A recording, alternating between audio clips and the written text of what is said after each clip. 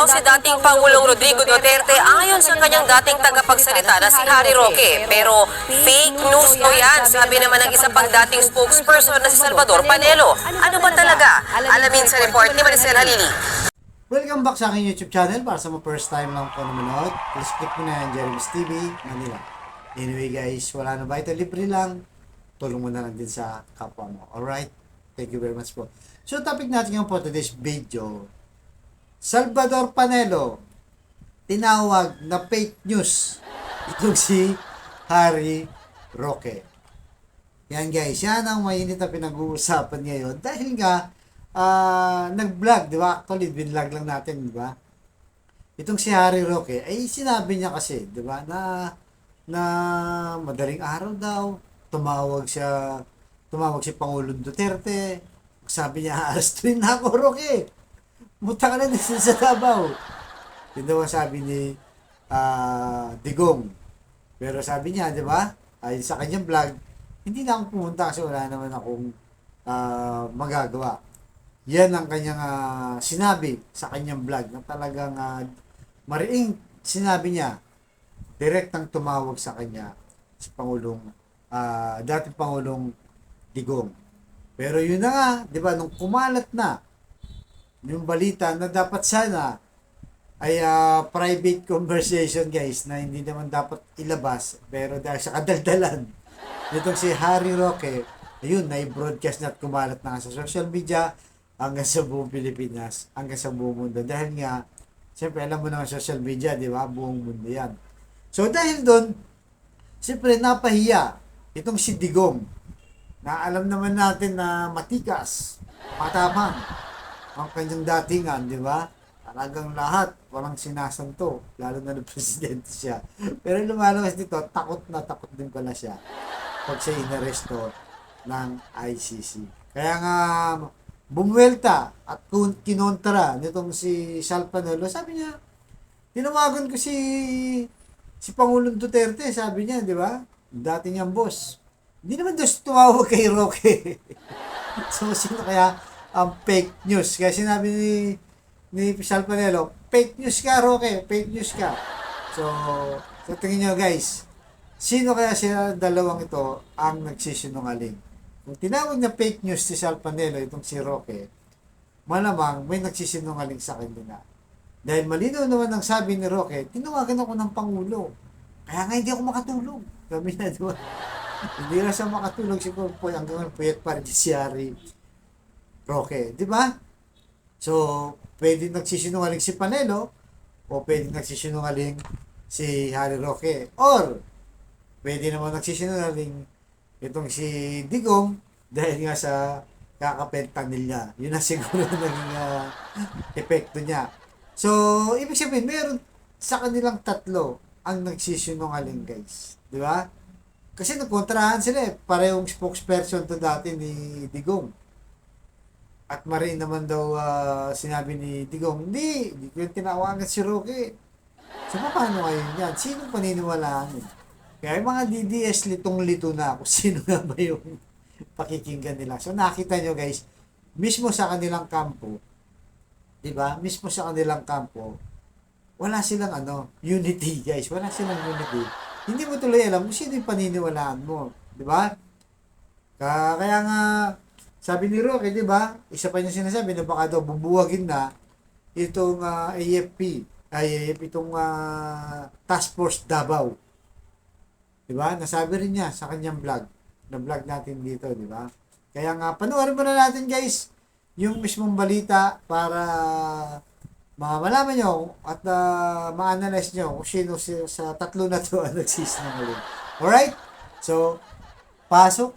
Ito na raw si dating Pangulong Rodrigo Duterte ayon sa kanyang dating tagapagsalita na si Harry Roque. Pero fake news to yan, sabi naman ng isa pang dating spokesperson na si Salvador Panelo. Ano ba talaga? Alamin sa report ni Maricel Halili. Nagkokontrahan ngayon ang dalawang dating presidential spokesperson, dating Pangulong Rodrigo Duterte. Ang dahilan kung totoo bang ipinaaresto na si Digong. Sabi kahapon ni Attorney Harry Roque, hindi ako nakatulog. Kasi tinawagan ako ni Tatay Digong at sabi niya, nakakuha siya ng informasyon na baka siya arestuhin. Tinabla naman niya ni Atty. Salvador Panelo.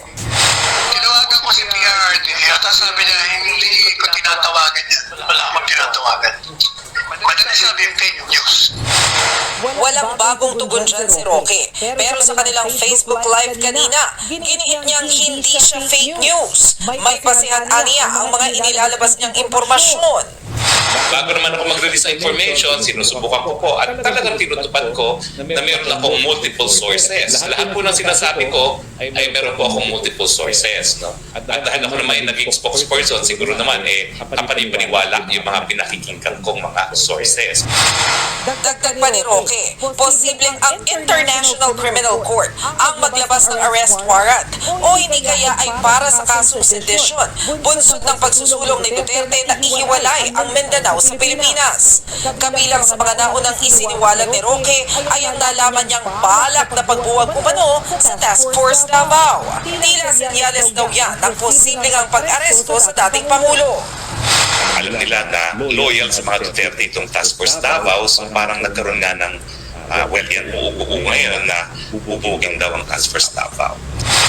April 2003, nang buuin ang Task Force Davao sa ilalim ng nooy Davao City Mayor Digong. 700 sundalo ang kasapi niya na layong protektahan ang lungsod laban sa terorismo. Pero mismo Armed Forces of the Philippines na ang nagsabi, hindi totoo ang aligasyon ni Roque. There's no such issuance of any directive for the disbanding of the Task Force Davao. Sinigundahan pa yan ng AFP Eastern Mindanao Command. Itinanggi nilang bubuwagin ang Task Force Davao. Kung may kinalaman naman sa drug war investigation ng International Criminal Court o ICC, ang sinasabi ni Roque na posibleng pag-aresto kay Duterte, ayon kay Justice Secretary Boying Remulla, hindi sila kailanman kinontak ng ICC. Wala raw alam ang DOJ sa sinasabi ni Roque. Kung ang pag-uusapan naman ay ang pagsusulong ni Duterte na humiwalay ang Mindanao, hindi na raw ito papatulan pa ni Pangulong Bongbong Marcos. Nagbabalita mula sa Frontline, Maricel. So yun guys, napanood nyo, di ba? Talagang nagkontraan yung dalawa. Hindi mo tuloy alam kung hindi nagsasabi ng totoo. Parang hindi lang maring sinabi, di ba? Hindi, tinawagan ako ni Pangulong Duterte. Sabi naman ni si Panelo, hindi rin tumawag si Pangulong Duterte sa si Tatay Digong, di ba? So, kung pakikinggan mo talaga, malilito ka, hindi mo talaga alam kung sino. Kaya nga sabi sa inyo, di ba, mga DDS ngayon, nalilito. Ano nga ba ang totoo kung talagang sinabi ni Pangulong Duterte na malapit na siyang arestuin? Pero sa kanina guys, sa balita, di ba, na panood nyo naman, na hindi na sinabi ni Roque na hindi tumawag, di ba? Sabi niya may mga sources ako. Kasi nga, damage control na to. Dahil napahiya na itong si Tatay Digong, naisiwalat na ni Roque, na imarites niya sa buong bayan, na dapat sana ilihim nga. Siyempre, dahil nga alam naman natin, matatapang ang mga Duterte, di ba?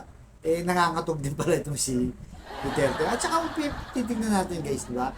Parang talaga may pinaghuhugutan dahil nga naalala yung Davao rally, di ba? Talagang may galit itong si Digong. Kaya BBM dahil nga siguro sa usapin ng ICC, di ba? Kasi nga nadulas din itong si Amy Marcos, di ba? Nasabi niya, ikaw ba naman ikukulong yung kapatid mo, kukulong yung tatay mo, kaya sino bang hindi magagalit yan, di ba? Kaya nga nagalit din si Basti sa kanya, di ba? Parang binulgar din.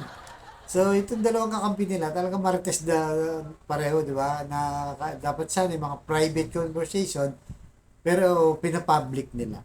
Kaya tuloy, nabibisto sila guys. Nabibisto sila ngayon.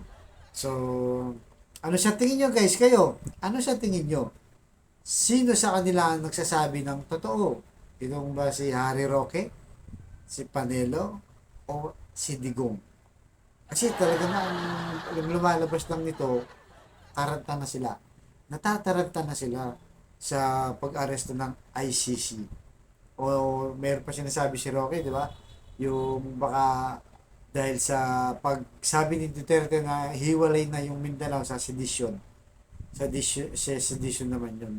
Baka daw mismo dito lang din na i-arrest rin. Pero sa madaling salita, takot din pala itong si Duterte na mga statement niya dati, di ba, nilalabas niya, come, ICC, come. Sabi niya, di ba, sige, arrestuin niyo ako. Ang ganyan di ba, tapang pero hindi na pala siya makatulog, guys. Di ba, kung si Roque hindi na makatulog, malamang si Digong hindi na rin. So, ako, ano sa tingin niya, guys, sino talaga sa kanila? So, ako, ang tingin ko, nagsasabi ng salit ng totoo dito, si Roque. Di ba? Kasi, di ba, marin niya sinabi na tumawag sa akin, si Tatay Digong, sabi pa niya, di ba? Kaya hindi ako makatulog. Gusto ko pumunta ng Davao. Malinaw eh. Ano mag-iimbento siya, guys, di ba? Nang ganung usapin para lang sa mapag-usapan. So, ibig sabihin, siya talaga. Yung kay Panelo, damage control na lang yun. Kumbaga, parang kinakalma na lang. Dahil nga napahiya na tong si Digong. Di ba, alam naman natin, diehard din itong si Panelo. Kaya sinabi niya, fake news yan si Harry Roque. Kaya bahala na kayo, guys. Kung sino sa inyo, kung ano sa opinion nyo ang nagsasalita, kung sino sa kanila ang nagsasabi ng totoo o hindi. Right, guys? So, marami pa to. Abangan natin, napakainit ng balita na to. Right? So, ganito na po. Abangan yung susunod na. Thank you very much.